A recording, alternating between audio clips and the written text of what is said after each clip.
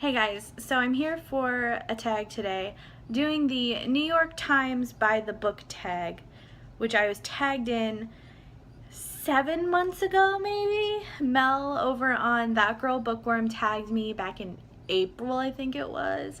And anyway, I needed to film a video and I had a couple tag videos planned, and this was one of the ones I had written down and everything months and months ago and I never did. So that is what I'm gonna do today, and I don't remember any of my answers, so I'm gonna wing it as we go. Let's see how this tag goes. Anyway, like I said, it's the New York Times by the book tag, and I can actually link you down to the original video below, and I'll link you to Mel's video as well.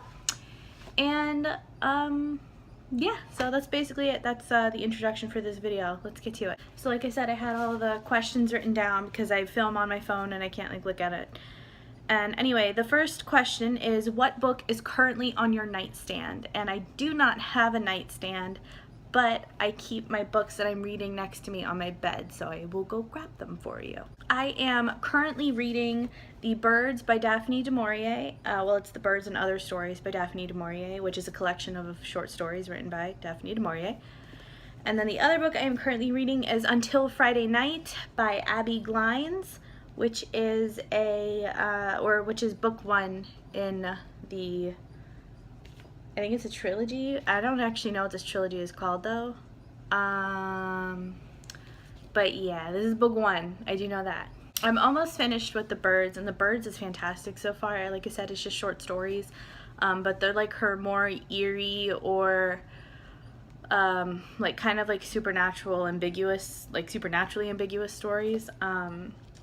I am on number 4, I think. Yeah, number 4, and I think there's 6, so I'm almost finished with that. I'll probably finish that tonight, actually. And Until Friday Night is a high school story. It's Until Friday Night. Until Friday Night? I keep forgetting. It's Until Friday Night, and I actually had gotten it because I had purchased it because it is, or it reminded me of Friday Night Lights, and I really, really loved Friday Night Lights, the TV show. I have that's like my guilty pleasure, are like teen soap opera, teen dramas. I love One Tree Hill, The OC, Gilmore Girls, Friday Night Lights, Dawson's Creek. I love them all. So that was why I had got that book, and so far it's living up to my expectations. It's like a teen romance drama soap opera story, so I mean, it's not anything super fancy or super fantastic or anything, but I like it. It's serving the purpose I wanted it to serve. Question number 2 is, what was the last truly good book you read? And the last really, really good book I read, without a doubt, would probably be Jamaica Inn by Daphne du Maurier, which I think I did. I posted a review video for this a couple weeks ago. I loved this book. Loved it. It's like a period gothic romance novel and thriller and everything. It's awesome. I love Jamaica Inn. So this would probably be the last really, really good book that I read.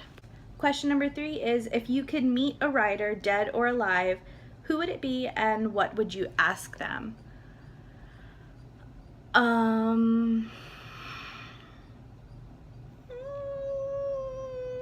I probably should have thought about this one before I started filming. I probably should have read these before I started filming. I would actually, I mean, where I'm at now, just because I'm currently reading a lot of her books, I would say Daphne du Maurier. I haven't read or seen an adaptation of her books that I did not like. I've loved everything I've touched so far. If I was gonna ask her anything, I think I would probably ask her, I don't even know, what do you ask? I honestly don't know what I would ask her. I mean, I would probably ask her some silly fan question, where do you picture the characters at the end of your books being, or something like that. I don't know. And I would also ask her for whatever advice she was willing to part ways with, because I love her so far and I want to be her. Number 4 is, what books would we be surprised to see on your bookshelf? I don't think I have anything anyone would really particularly be surprised about, just because I do have a very wide range of reading. I don't know. I'm like looking at them now. There's nothing here that I haven't been forthcoming about. I mean, I have a couple romance novels. I haven't read them, but I have them.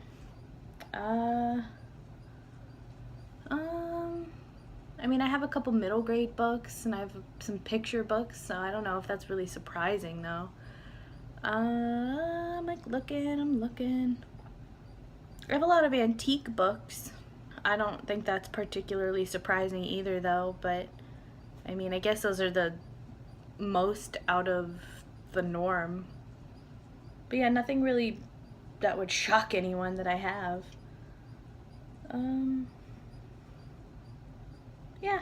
Yeah, that's kind of a boring answer, sorry, but I really don't have anything surprising. Number 5 is, how do you organize your personal library? I have to my left, which is why you always see me looking over there, I have 4 shelves on the wall, and then I have another 4 shelves right in front of me where I film, and they are actually alphabetized alphabetically by author's last name. Until you get to like a certain point where I have like the older antique books, and then as well as, for whatever reason, Nancy Drew and any of J.R.R. Tolkien's books are all separated from everything else, and my graphic novels are separated from everything else. But otherwise, for the most part, everything is alphabetical. Number 6, any book you're embarrassed you haven't read yet.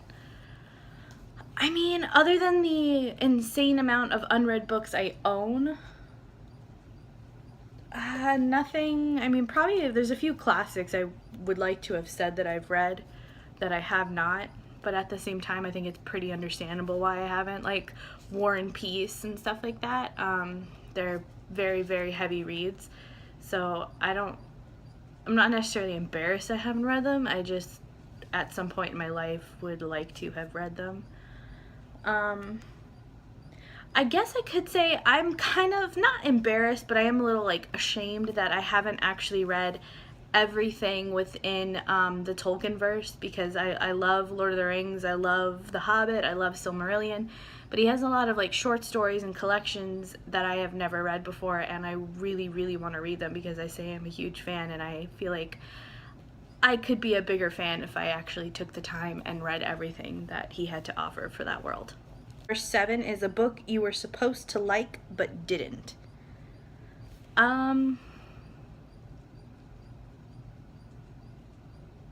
I probably Carve the Mark. A lot of people, I mean, it's such a big release coming up because it's Veronica Roth's newest book post Divergent, and I'm like a little over halfway done, and I honestly don't know when or even if I'm gonna finish it. It's very dull to me. Like, I think it had a good plot base, but her carryout and world building is just not her strong suit in writing, and I don't really think it ever has been. And I guess that just because I think everyone expects everyone to like it just because it's Veronica Roth. But I mean, I didn't like the Divergent trilogy either, so I'm trying to think if I can think of something better. Yeah, I don't really see anything on my shelf that sticks out to me as something I should have liked and didn't. I mean, it's kind of an odd question though, because there are things, like, I don't know, I feel like it's really relative to you as a person, so I don't know, but that's my answer. I guess Carve the Mark. Oh, and there's like a follow-up question to that, and the last book you put down and didn't finish. Oh, okay, well, Carve the Mark. Same answer. Carve the Mark is the same answer for both. I didn't finish it. I probably won't. I don't think I'm gonna be finishing Carve the Mark anytime soon or ever. Number 8 is any stories you're drawn to. Mel just texted me. I guess tropes and stories that I'm drawn to. Definitely drawn to the fantasy genre. I am drawn to historical fiction, and I also really enjoy like historical fiction that has like magical realism in it. I don't really know what you would call that category though, because I really like books like Outlander and Walk on Earth, A Stranger was really good, and anything by Susanna Kiersley is really good, but those all have elements of either science fiction or fantasy, so, but they're all also historically based, like realistically historically based. So I don't know what you would call that, but I do love that genre. I mentioned earlier how I really like teen soap stuff, but I'm not a big contemporary fan, so as much as I enjoy like the TV show aspect of it, I don't have a lot of teen soap, like contemporary books. I don't have a lot of them. I don't enjoy reading them as much, but I am enjoying Until Friday Night. But yeah, I guess those would be my stories I'm drawn to. I always say I hate sad stories, but every time I read them I end up loving them, so I guess sad stories too, but I try not to pick something up if I know it's going to be sad. Number 9 is anything you steer clear of. I'm not a big nonfiction fan. I tend to stay away from contemporary, like I said. I'm not a big mystery fan at all. I don't enjoy reading mysteries. I like watching them, but I don't enjoy reading them. And probably I definitely avoid James Patterson novels. I'm just not a James Patterson fan. I avoid things like by Lee Child and Clive Cussler and books like that. They're just not my type, I guess. They're kind of like adventure stories, which I like a good adventure, but I like Indiana Jones kind of stuff, and yeah, it's just not my thing. But otherwise, I don't really avoid anything. I mean, even contemporary, I still have some. I don't necessarily avoid it. It's just not my thing most of the time. Number 10 is if you could get the president to read any book, what would it be? The current president, I would just get him to read whatever would make him happy. I don't have anything specific. I don't know what he likes either. I could recommend him something and be like, ew, gross, I don't want this. So yeah, I don't know the answer to that question. I'm not going to answer that question. Number 11 is what is the next book you are going to read? Well, once I finish The Birds and Until Friday Night, or actually probably before Until Friday Night, because I'm taking my time with that one.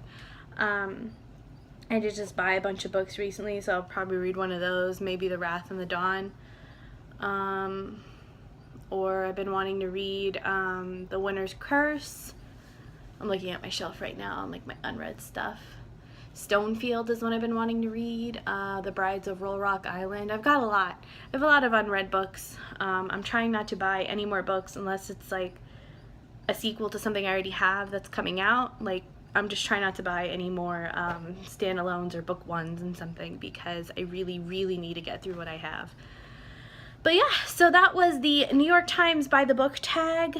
I'm not going to tag anyone just because Mel kind of tagged me like almost a year ago at this point, and I'm just now getting to it, so probably everybody else already has. Oh, I just dropped crap on the floor. Thank you for watching. Stay tuned for more videos. I am going to be doing another tag. I'm going to be doing the OTP tag soon. And then I'm going to be doing a review for The Birds and Other Stories because I love it and I just want to gush about it.